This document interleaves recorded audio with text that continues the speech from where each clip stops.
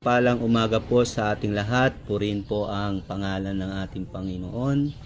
Sa Diyos po ang kapapuri.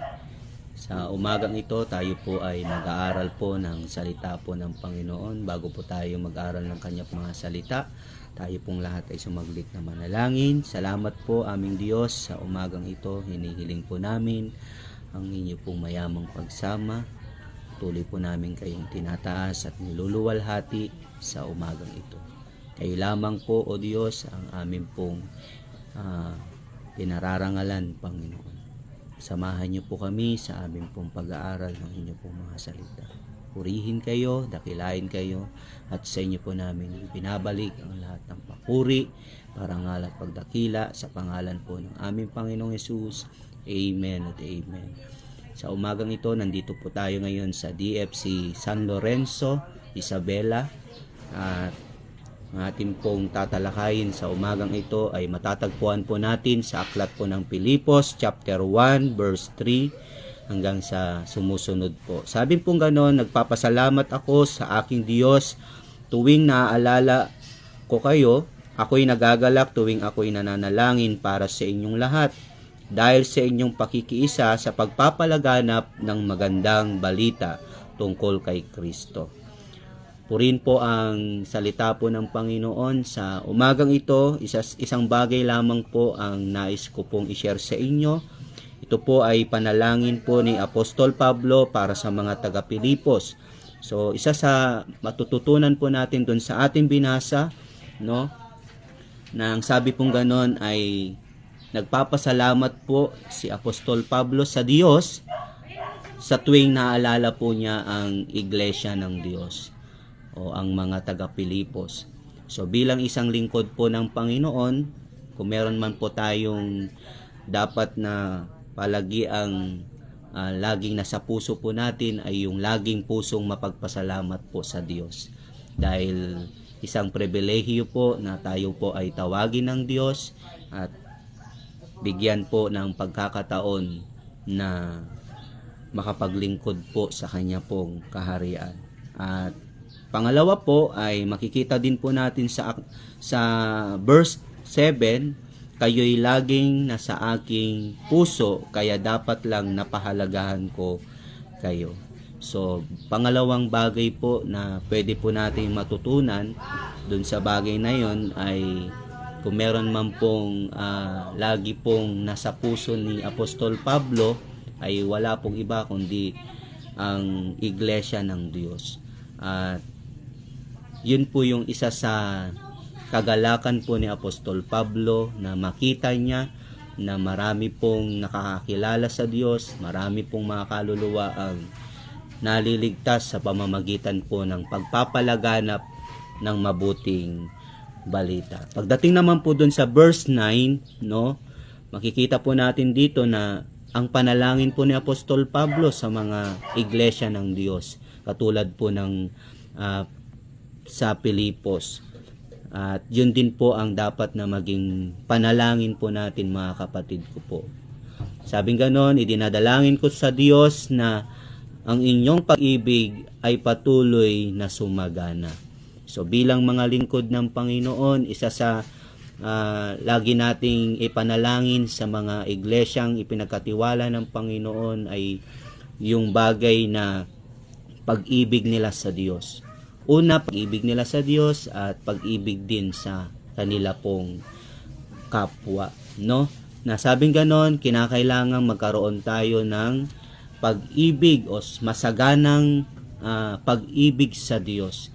Dahil ito po yung magpapatibay sa atin, no, para tayo po ay makapagpatuloy sa paglilingkod sa Panginoon. Na kahit anuman pong danasin po natin, anuman po yung ating pong mararanasan sa paglilingkod, ay hindi po tayo agad-agad na sumusuko, hindi tayo agad-agad na panghihinaan ng loob. Bakit po? Kasi matibay o masagana yung pag-ibig natin kay Kristo. Pangalawa po, magkaroon tayo ng masangkapan po tayo ng malinaw na kaalaman at pagkaunawa po sa pamamagitan po ng salita po ng Panginoon. So, alam po natin na mahalaga po ang salita ng Diyos dahil ito po yung isa sa sandata po natin para tayo ay makapagtagumpay sa paglilingkod po natin sa Panginoon. At kapag nangyari yung bagay na yon, idinadalangin natin sa Diyos, una, magkaroon ng masaganang pag-ibig ang bawat isa, magkaroon ng kaalaman, kaunawaan sa pagdating sa salita po ng Panginoon. Pag sinabing kaunawaan sa salita ng Panginoon, maunawaan lamang po natin yung ginawa ng Diyos sa krus ng Kalbaryo, ay sapat na yon na makapagpatibay sa atin o makapagpatuloy tayo sa paglilingkod natin sa Kanya. At kapag nangyari yung bagay na yon, ay sabing ganon sa verse 10, upang mapili ninyo ang pinakamahalaga sa lahat. So alam naman po natin kung bakit nagkakaroon tayo ng discouragement sa buhay, no? Kung bakit hindi po natin mapili yung pinakamahalaga sa lahat, ay dahil po una, wala tayong pagmamahal sa Panginoon. O kung sinasabi man nating mahal natin ang Diyos, hindi po ganun kalalim yung ating pong pag-ibig sa Diyos o pagkaunawa sa salita po ng Panginoon. At kapag nagawa natin yung bagay na yon, mapipili natin yung pinakamahalaga sa lahat, no? Sabi ganun, hanggang sa araw ni Kristo. At kapag nangyari yung bagay na yon, ay matatagpuan tayong malinis at walang kapintasan. Verse 11, sabi ganon, sasagana sa magandang katangian, kaloob sa atin ni Hesukristo sa ikararangal at ikakadakila ng ating Diyos. So, salamat po sa Panginoon dahil binigyan niya tayo ng pag-ibig na mula po sa Panginoon. At binigyan din tayo ng pagpapalang espiritual, yung pagkaunawa sa pagkaunawa sa salita ng Diyos, kaalaman sa salita po ng Panginoon. At yun naman po talaga ang isa sa huhubog sa atin, yung salita po ng Panginoon, upang matanggap din po natin yung katangiang kaloob sa atin ni Hesukristo. At kapag nangyari yung bagay na yon, hindi po sa kapurihan natin, hindi po sa ating pong karangalan, kundi sa karangalan pa rin po ng ating Panginoong Jesus.